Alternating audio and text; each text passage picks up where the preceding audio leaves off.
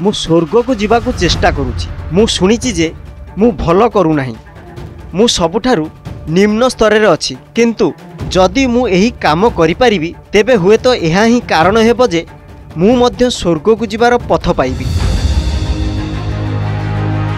America राष्ट्रपति Donald Trump सबुबेले किछि ना किछि कारण को नहीं चर्चा रे रहुथिबा बेले एथर से निज विषय रे एमिति कही समस्त को आश्चर्य कर देइछन्ति।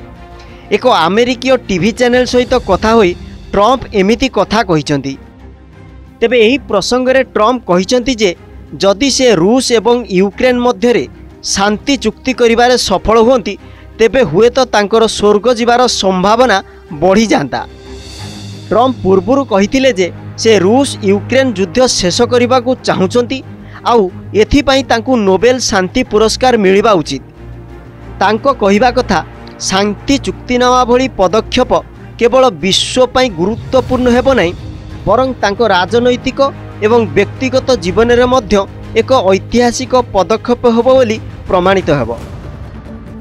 देखिबा गले ट्रम्प को जीवन अनेक विवाद रे भर्ती। 3 थर विवाह करिबा, 2 थर महाभियोगर शिकार हेबा एवं वर्तमान एक अपराधिक मामला रे दोषी साब्यस्त होइतिबा ट्रम्प प्रायतः समालोचनार सम्मुखीन होइछन्ति। तेबे गत वर्ष एक हत्या उद्यमरू बंची जिबा परे ट्रम्प को धार्मिक आग्रह बढ़ी जाइछि।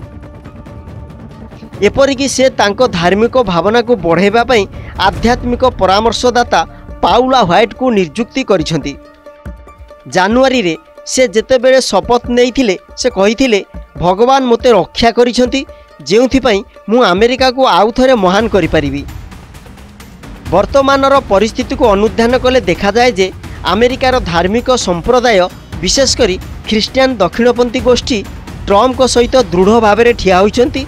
तांकर द्वितीय कार्यकाल आरंभरू ट्रम्प अधिक खोलाखोली भाव में धर्म को ग्रहण करिथिबा देखिबाकू मिलुछि। Bureau report, OTV.